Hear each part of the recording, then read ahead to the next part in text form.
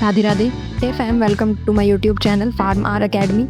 ये हमारा पार्ट 2 है एंटीबायोटिक्स पेनिसिलिन का। इसमें हम डिस्कस करेंगे SAR ऑफ पेनिसिलिन। SAR होता क्या है? Structure, activity, relationship. जो हमारा केमिकल स्ट्रक्चर है पेनिसिलिन का, उसमें जब हम चेंजेस करेंगे तो उसकी बायोलॉजिकल एक्टिविटी पर क्या इफेक्ट होगा, ये इन दोनों का रिलेशनशिप होता है। इसे हम बोलते हैं SAR, स्ट्रक्चर एक्टिविटी रिलेशनशिप। ये ड्रग डिजाइनिंग में SAR का यूज होता है। ये हमारा पेनिसिलिन का स्ट्रक्चर है। जब हम इसके केमिकल स्ट्रक्चर में चेंजेस करेंगे तो इसकी एक्टिविटी पे भी इफेक्ट होगा। कुछ चेंजेस ऐसे होंगे जिससे इसकी एक्टिविटी इंक्रीज होगी, कुछ चेंजेस ऐसे होंगे जिससे एक्टिविटी डिक्रीज होगी, कुछ चेंजेस ऐसे होंगे जिससे पोटेंसी इंक्रीज होगी। स्ट्रक्चर में अलग अलग चेंजेस करने से उसकी एक्टिविटी पर अलग अलग इफेक्ट्स होते हैं, जिसे हम बोलते हैं SAR, structure activity relationship. Penicillin के स्ट्रक्चर में बेसिक न्यूक्लियस होता है पेनाम का, that is beta lactam ring and thiazolidine ring, और ये साइड चेन होती है असाइल अमीन की, और ये इसके ऊपर सब्सटीट्यूशंस होते हैं methyl, methyl and carboxylic acid COOH। जो इसमें बीटा लैक्टम रिंग है वो इसकी एंटीबायोटिक पोटेंसी के लिए रिस्पॉन्सिबल होती है। पोटेंसी क्या होता है? पोटेंसी का मतलब होता है कि वो कितना पावरफुल है, कितना स्ट्रांगली काम करता है बॉडी में जाकर। फार्मेसी में पोटेंसी का मतलब होता है dose that is required to produce the specific effect, यानी कि जब ड्रग की डोज मिनिमम होगी और उसका इफेक्ट मैक्सिमम होगा तो उसकी पोटेंसी मैक्सिमम होगी। जो पेनिसिलिन की साइड चेन है वो डिटरमाइन करती है antibacterial spectrum and responsible for pharmacological action. जो एंटीबैक्टीरियल इफेक्ट है पेनिसिलिन का, उसके लिए रिस्पॉन्सिबल होती है उसकी साइड चेन एंड स्पेक्ट्रम, कि वो कितना उसकी रेंज है काम करने की। साइड चेन में चेंजेस कर ही उसका स्पेक्ट्रम को डिटरमाइन करते हैं। Position 1, sulphur is essential for activity. Oxidation of sulphur, acid stability increase and activity decreases. जो सल्फर ग्रुप है पोजीशन 1 पर, वो एसेंशियल है एक्टिविटी के लिए, यानी कि अगर ये नहीं होगा तो जो हमारा पेनिसिलिन है वो इनएक्टिवेट हो जाएगा। Position 2, dimethyl group are essential for activity, यानी कि जो पोजीशन 2 पर 2 मिथाइल ग्रुप जुड़े हुए हैं ये भी एसेंशियल एक्टिविटी के लिए, अगर ये दोनों यहाँ से हट जाएंगे तो पेनिसिलिन इनएक्टिवेट हो जाएगा। Position 3, carboxylic acid that is COOH is essential for activity. Alcohol ester decreases activity. जो कार्बोक्सिलिक ग्रुप है पोजीशन 3 पर, ये भी एसेंशियल एक्टिविटी के लिए, और अगर ये हट जाएगा तो पेनिसिलिन इनएक्टिवेट हो जाएगी। और या फिर हम इसे सब्सटीट्यूट कर दें, रिप्लेस कर दें अल्कोहल या ईस्टर से, तो हमारी जो एक्टिविटी है वो कम हो जाएगी, डिक्रीज हो जाएगी। Position 4, nitrogen is essential for activity. जो पोजीशन 4 पे नाइट्रोजन है ये भी एसेंशियल एक्टिविटी के लिए, और अगर ये हट जाएगा तो इनएक्टिवेट हो जाएगी penicillin. Position 5, no substitution allowed. Position 5 पे कोई भी सब्सटीट्यूशन अलाउड नहीं है, यानी कि अगर हम यहाँ पे कोई भी सब्सटीट्यूट कर देते हैं तो पेनिसिलिन इनएक्टिवेट हो जाएगी। Position 6, substitutions are allowed on R of side chain. R is equals to electron withdrawing group increases acid stability. Bulky groups is equals to beta lactamase resistant compound. इसका मतलब क्या है? साइड चेन पे जो R group है सिर्फ इसी में हम सब्सटीट्यूशन कर सकते हैं, इसी में चेंजेस कर सकते हैं, और बाकी बचा हुआ group as it is same रहेगा। अगर इस R पोजीशन पर इलेक्ट्रॉन विड्रॉइंग ग्रुप आ जाता है, इलेक्ट्रॉन विड्रॉइंग ग्रुप जो इलेक्ट्रॉन को अपनी तरफ खींचता है, इलेक्ट्रॉन गेन करने वाले जो ग्रुप्स होते हैं उनको इलेक्ट्रॉन विड्रॉइंग ग्रुप्स बोलते हैं। जब वो इस पोजीशन पर आ जाएंगे तो इसकी जो एसिड स्टेबिलिटी है वो बढ़ जाएगी। एसिड स्टेबिलिटी के बढ़ने का मतलब क्या होता है कि वो एसिड के अगेंस्ट रेजिस्टेंट हो जाएगा। अब जब वो हमारे पेट में जो एसिड होता है HCl, उसके अगेंस्ट भी रेजिस्टेंट हो जाएगा, तो उसमें कोई चेंजेस नहीं आएंगे, और हमारी जो पेनिसिलिन है वो एज इट इज रहेगी, उसकी एक्टिविटी में कोई डिक्रीज नहीं होगा, कोई इफेक्ट नहीं होगा उसकी एक्टिविटी पे। तो जो इलेक्ट्रॉन विड्रॉइंग ग्रुप जब यहाँ पर आ जाता है तो वो ओरल कंपाउंड हो जाता है, यानी कि उस पेनिसिलिन को हम ओरली एडमिनिस्टर कर सकते हैं। और अगर इस R पर कोई बल्की ग्रुप आ जाता है, यानी कि कोई हैवी ग्रुप आ जाता है जिसपे कार्बन वगैरह बहुत ज़्यादा नंबर में है, तो वो बीटा लैक्टमेज जो एंजाइम होता है उसके अगेंस्ट रेजिस्टेंट हो जाता है, यानी कि उससे पेनिसिलिन डिग्रेड नहीं होगा। Position 7, carbonyl group is essential for activity.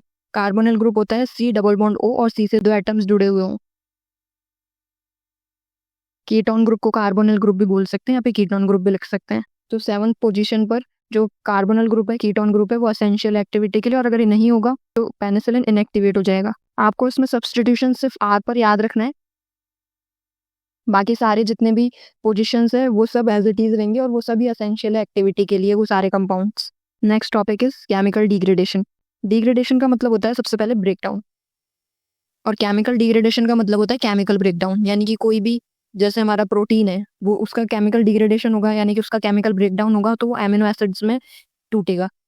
तो जब वो अपनी मोनोमर यूनिट में डिग्रेड होता है उसे केमिकल डिग्रेडेशन बोलते हैं। अब पेनिसिलिन है, ये पेनिसिलिन का स्ट्रक्चर है। 4 तरीके से पेनिसिलिन का डिग्रेडेशन होता है: acidic medium, basic medium, amidase and beta lactamase. Penicillin का एसिडिक मीडियम में डिग्रेडेशन होता है तो फॉर्मेशन होता है पेनिलिक एसिड का, जिसका स्ट्रक्चर कुछ ऐसा होता है, जिसे बनाकर प्रैक्टिस कर कर याद रखना पड़ेगा। जब पेनिसिलिन का डिग्रेडेशन बेसिक मीडियम में होता है तो जो कंपाउंड बनता है वो होता है पेनिसिलॉइक एसिड, यानी कि जो हमारा पेनिसिलिन का स्ट्रक्चर है पूरा सेम एज इट इज वही रहता है, बस यहाँ से बॉन्ड टूट जाता है, यहाँ पर सी डबल होता है तो यहाँ पर OH आ जाएगा और यहाँ पर H आ जाएगा, यानी कि एक तरीके से बेसिक मीडियम में उसका हाइड्रोलाइसिस हो जाएगा। तो H हमारा आ जाएगा N के पास और OH आ जाएगा हमारा COO के पास, और इसका बॉन्ड टूट जाएगा और हमारा कंपाउंड का फॉर्मेशन होगा पेनिसिलॉइक एसिड। एमिडेज, एमिडेज एक एंजाइम है। जब पेनिसिलिन का डिग्रेडेशन एमिडेज करता है तो कंपाउंड बनता है 6 एमिनो पेनिसिलानिक एसिड, 6AP, ये भी इसकी शॉर्ट फॉर्म लिखी रहती है कई जगहों पर। ये भी सेम स्ट्रक्चर पेनिसिलिन का जैसा ही है, बस यहाँ पर जो ग्रुप है NH2 है। 6 एमिनो में, यानी कि 6th पोजीशन पे एमिनो ग्रुप जुड़ा हुआ है और असाइल एमीन नहीं है। असाइल ग्रुप यहाँ से हट गया है, सिर्फ एमिनो ग्रुप रहा है, तो 6 एमिनो पेनिसिलानिक एसिड इसका नाम हो जाएगा। एंड वेरी इंपॉर्टेंट, पेनिसिलिन का डिग्रेडेशन जब बीटा लैक्टामेज एंजाइम करता है तो एक अननोन प्रोडक्ट बनता है जिसकी कोई भी एंटीबैक्टीरियल एक्टिविटी नहीं होती, यानी कि एक इनएक्टिवेट फॉर्म में कन्वर्ट हो जाता है। हमारा जो सिलेबस में नेक्स्ट टॉपिक है वो है इंपॉर्टेंट प्रोडक्ट्स। इसी नाम से हमारा टॉपिक लिखा हुआ है। इंपॉर्टेंट प्रोडक्ट्स मतलब पेनिसिलिन के जो भी टाइप्स हैं उसको डिस्कस करते हैं। क्लासिफिकेशन ऑफ पेनिसिलिन, सिंस मैंने बताया कि हम जब क्लासिफिकेशंस करते हैं मेडिसिनल केमिस्ट्री में तो सिर्फ हम केमिकल क्लासिफिकेशन को ही प्रायोरिटी देते हैं। अगर उसकी कोई फर्दर केमिकल क्लासिफिकेशन डिस्क्राइब नहीं की है किसी राइटर ने तो हम अदर क्लासिफिकेशन पे जाते हैं, नहीं तो हमारी पहली प्रायोरिटी होती है कि हम उसका केमिकल क्लासिफिकेशन ही डिस्क्राइब करें। तो पेनिसिलिन का क्लासिफिकेशन देखेंगे। पेनिसिलिन 2 क्लासेस में डिवाइडेड होती है, natural penicillin and semi synthetic penicillin. जो नेचुरल पेनिसिलिन है, पेनिसिलिनेज ससेप्टेबल पेनिसिलिन होती है।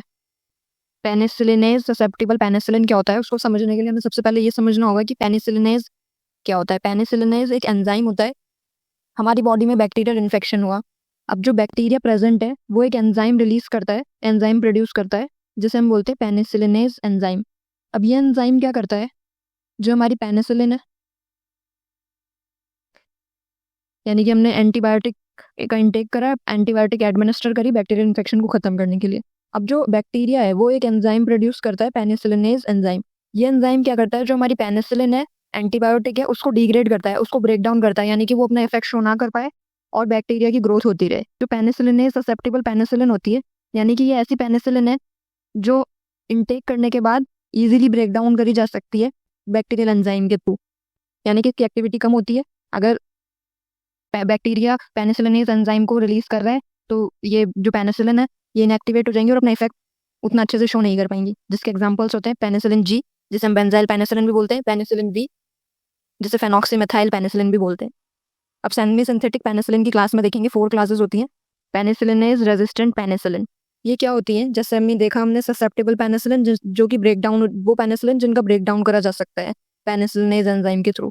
अब ये रेजिस्टेंट पेनिसिलिन होती है, यानी कि जब हमारा बैक्टीरिया है वो पेनिसिलिनेज एंजाइम को रिलीज करेगा, जो हमारी पेनिसिलिन है उस पर कोई इफेक्ट नहीं कर पाएगी, उसको ब्रेक डाउन नहीं कर पाएगी, यानी कि जब हमारा पेनिसिलिन ब्रेक डाउन नहीं होगा तो वो बहुत स्ट्रांगली अपना इफेक्ट शो कर पाएगा।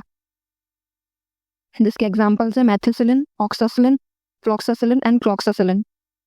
नेक्स्ट क्लास है एमिनोपेनिसिलिन, जिसके एग्जाम्पल्स हैं ampicillin and amoxicillin. Next class is carboxypenicillin, जिसके एग्जाम्पल्स हैं carbenicillin and carfecillin. Next is ureidopenicillin, जिसके एग्जाम्पल है piperacillin, azlocillin and mezlocillin. Next हमारा टॉपिक है स्ट्रक्चर्स। ये टॉपिक नहीं है पर मैंने ये सारे पेनिसिलिन्स के स्ट्रक्चर्स बना दिए क्योंकि मेडिसिनल केमिस्ट्री में बिना स्ट्रक्चर्स के क्लासिफिकेशन ये किसी चीज़ का कोई मतलब नहीं है, और स्ट्रक्चर्स पे बहुत सारे क्वेश्चंस आते हैं 2-2 नंबर में। सिर्फ ऐसा पूछ लेंगे कि मेथिसिलिन का स्ट्रक्चर बना दो या पेनिसिलिन जी का स्ट्रक्चर बना दो, तो हमें वो सारे स्ट्रक्चर्स पेनिसिलिन के कैसे याद रखने हैं उसके लिए मैंने बनाया है नोट।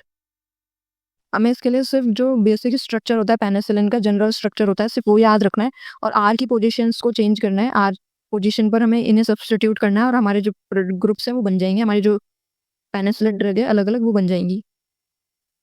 पेनिसिलिन जी के स्ट्रक्चर में हमें आर पोजीशन पे जोड़ना होता है बेंजाइल ग्रुप, यानी कि बेंजीन प्लस CH2, और इसे आर पोजीशन पे सब्स्टिट्यूट करना होता है।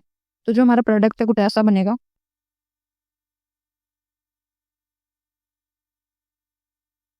ये हमारा बीटा लैक्टम रिंग हो गई, इससे हमारी थायाजोलिडिन रिंग अटैच होती है। सेकंड पोजीशन पे 2 मिथाइल ग्रुप, थर्ड पोजीशन पर एक कार्बोक्सिलिक ग्रुप, और यहाँ पर होता है NH डबल बॉन्ड O, और यहाँ पर होता है हमारा R ग्रुप। अब इस R ग्रुप पर हमें वो जोड़ना है बेंजाइल ग्रुप, यानी कि ये हमारा बेंजीन हो गया, ये हमारा CH2 ग्रुप हो गया, जिसे हम कंबाइंडली बोलते हैं बेंजाइल ग्रुप। इसे हमने अटैच कर दिया R पोजीशन पर। आगे COO बॉन्ड NH, और ये हमारा पेनाम रिंग, और इससे सब्स्टिट्यूशन जुड़े हुए हैं CH3 COOH। ये जो हमारा स्ट्रक्चर बना है ये है penicillin G.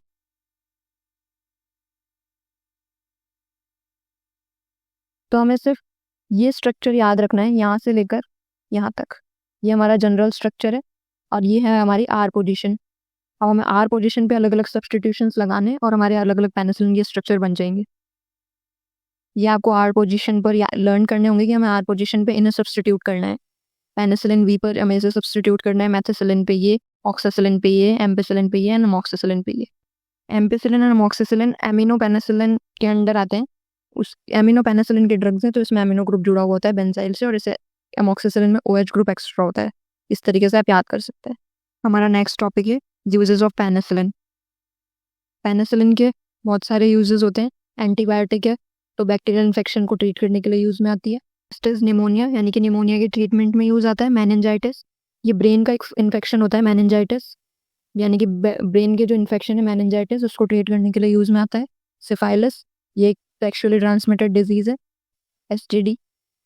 Endocarditis, endocarditis endo मतलब इनर लेयर और कार्डाइटिस मतलब होता है हार्ट का इन्फेक्शन, यानी कि जो इनर लाइनिंग है हार्ट की उसमें जब इन्फेक्शन होता है उसे बोलते हैं एंडोकार्डाइटिस, और उसे ट्रीट करने के लिए यूज आता है पेनिसिलिन। रेस्पिरेटरी इन्फेक्शन को ट्रीट करने के लिए यूज आता है penicillin. Tooth and gum infection, यानी कि हमारे जो दांतों का इन्फेक्शन है, और गम्स का जो इन्फेक्शन है यानी कि मसूड़ों का जो इन्फेक्शन है उसको ट्रीट करने के लिए भी यूज में आता है पेनिसिलिन। एंड UTIs, यानी कि यूरिनरी ट्रैक्ट इन्फेक्शन को ट्रीट करने के लिए भी यूज करते हैं पेनिसिलिन को। हमारा जो नेक्स्ट टॉपिक है वो है एडवर्स इफेक्ट्स ऑफ पेनिसिलिन। ये एक निमोनिक है जिसे मैंने रेड कलर से बनाया है, BDASSS, यानी कि बैड ऐसे याद रख सकते हैं आप। यानी कि पेनिसिलिन के बैड्स क्या है, पेनिसिलिन के एडवर्स इफेक्ट्स क्या है। B से ब्लैक टंग, यानी कि टंग का जो कलर है वो स्लाइटली ब्लैक हो जाता है। एब्डोमिनल पेन, यानी कि जो हमारा पेट से नीचे वाला जो पोर्शन है उसमें दर्द भी हो सकता है। Diarrhoea most common. S से स्किन रैशेज हो सकते हैं। S से सिजर्स, यानी कि आप याद रख सकते हैं शॉक्स। कई बार बहुत रेयर केसेस में पेनिसिलिन का ये एडवर्स इफेक्ट्स भी देखने को मिलता है। And last is stomach upset, यानी कि गैस्ट्रोइंटेस्टाइनल डिस्टर्बेंस क्रिएट करता है पेनिसिलिन। तो ये थे हमारे सारे टॉपिक्स पेनिसिलिन से रिलेटेड। जो भी हमारे सिलेबस में पेनिसिलिन के टॉपिक्स हैं इसके बाहर से पेनिसिलिन में कोई क्वेश्चन नहीं पूछा जाता है। Thanks for watching.